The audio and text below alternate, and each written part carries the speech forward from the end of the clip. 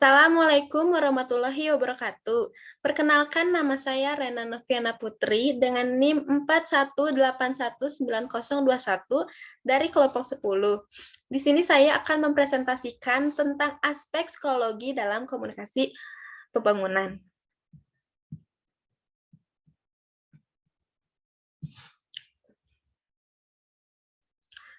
Yang pertama di sini ada pengertian komunikasi pembangunan. Apa sih komunikasi pembangunan itu?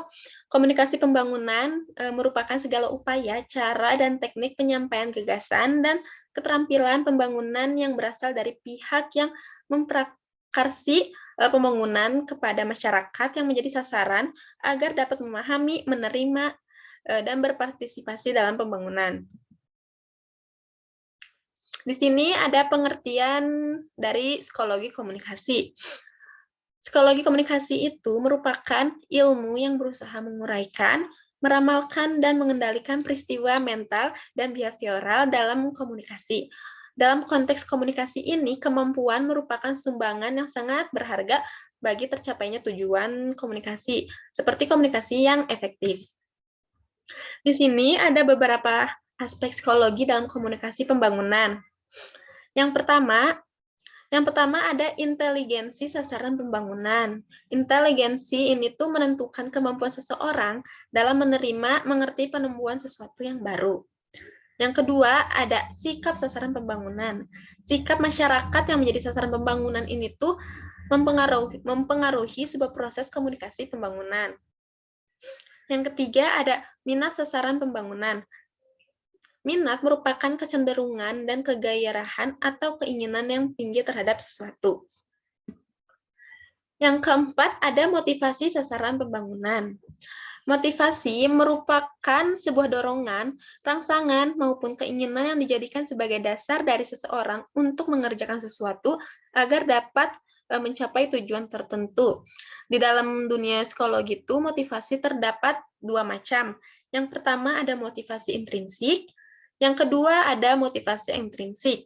Motivasi intrinsik itu yang berasal dari dalam diri individu. Contohnya seperti bermain game karena ingin menyelesaikan sebuah misi. Kalau motivasi intrinsik itu berasal dari luar individu, seperti menghabiskan waktu bersama orang lain karena ingin meningkatkan status sosial. Yang kelima ada berpikir positif.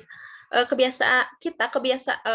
kebiasaan berpikir positif itu dapat menumbuhkan rasa percaya diri, meningkatkan motivasi serta kemudahan dalam menjalin kerjasama. Yang keenam ada penetapan sasaran. Penetapan sasaran atau goal setting merupakan dasar dilakukannya proses komunikasi pembangunan. Yang ketujuh ada emosi. Komunikator maupun komunikan perlu berusaha mengendalikan emosi demi keberhasilan komunikasi pembangunan. Yang kedelapan ada kecemasan dan ketegangan. Kecemasan tersebut dapat menimbulkan ketegangan yang dapat memperkecil peluang keberhasilan komunikasi pembangunan. Yang kesembilan ada kepercayaan diri. Kepercayaan diri ini tuh sangat menentukan keberhasilan komunikasi pembangunan. Yang ke-10 ada konsentrasi. Dengan konsentrasi, kesadaran seseorang tuh akan tertuju pada sesuatu dalam waktu tertentu. Yang ke-11 ada evaluasi.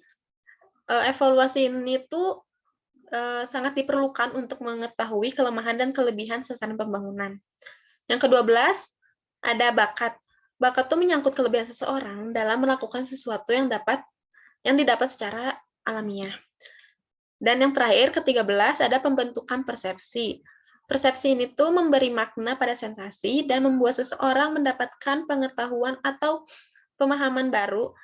Umumnya persepsi ini tuh didapatkan berdasarkan pengalaman seseorang mengenal sesuatu. Di sini ada perubahan perilaku.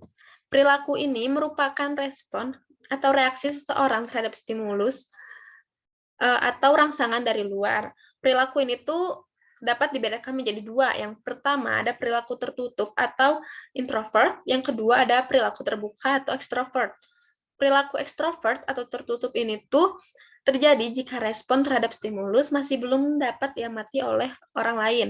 Sedangkan kalau perilaku terbuka atau extrovert itu terjadi apabila respon terhadap stimulus sudah berupa tindakan dapat diamati oleh orang lain dari luar atau observable behavioral. Di sini ada 3 macam bentuk perubahan perilaku menurut World Health Organization atau WHO. Yang pertama ada perubahan alamiah. Perubahan alamiah itu perubahan perilaku ini yang terjadi secara alamiah dalam diri manusia. Contohnya seperti perubahan fisik dari muda ke tua. Yang kedua ada perubahan terencana. Perubahan terencana ini merupakan perilaku yang memang sudah direncanakan oleh orang tersebut. Contohnya seperti seseorang pengangguran yang ingin merubah nasibnya dengan berwirausaha agar mendapatkan penghidupan yang layak. Yang ketiga ada kesiapan perubahan. Kesiapan perubahan ini merupakan perilaku yang terjadi karena adanya proses internal pada diri seseorang. Di sini ada dimensi-dimensi etos. Etos atau faktor-faktor yang mempengaruhi efektivitas komunikator terdiri dari kredibilitas, atraksi, dan kekuasaan. Ketiga dimensi ini berhubungan dengan jenis pengaruh sosial yang ditimbulkan. Di sini ada 3 dimensi etos. Yang pertama ada kredibilitas. Kredibilitas itu merupakan persepsi yang secara sederhana dapat diartikan pandangan komunikan terhadap komunikator. Oleh karena itu, persepsi tidaklah tetap melainkan berubah-ubah bergantung kepada pelaku persepsi komunikan, topik yang dibahas, dan situasi. Yang kedua ada atraksi. Atraksi ini merupakan daya tarik komunikator yang bersumber dari fisik. Seorang komunikator akan mempunyai kemampuan untuk melakukan perubahan sikap melalui mekanisme daya tarik fisik, misalnya seperti komunikator disenangi atau dikagumi yang memungkinkan komunikan menerima kepuasan. Terus yang terakhir ada kekuasaan. Kekuasaan ini merupakan kemampuan menimbulkan ketundukan. Ketundukan ini timbul dari interaksi antara komunikator dan komunikan, seperti kredibilitas dan atraksi. Ketundukan timbul dari interaksi antara komunikator dan komunikan. Kekuasaan menyebabkan seorang komunikator memaksakan kehendaknya kepada orang lain karena ia memiliki sumber daya penting. Di sini ada satu contoh kasus, yaitu penyuluhan pertanian via kelompok tani, kampanye ASI eksklusif, kampanye bebas buta huruf, kampanye masuk SMK, dan kampanye makan ikan atau nasional dengan menggunakan media massa. Tokoh masyarakat mengajak masyarakat untuk ber-KB, ketua RT mengajak masyarakat untuk kerja bakti, membersihkan selokan, musyawarah rencana pembangunan di desa hingga kabupaten. Sekian yang bisa saya sampaikan, kurang lebihnya kalau misalnya ada yang salah, mohon dimaafkan dan mohon dimaklumi. Sekian dari saya.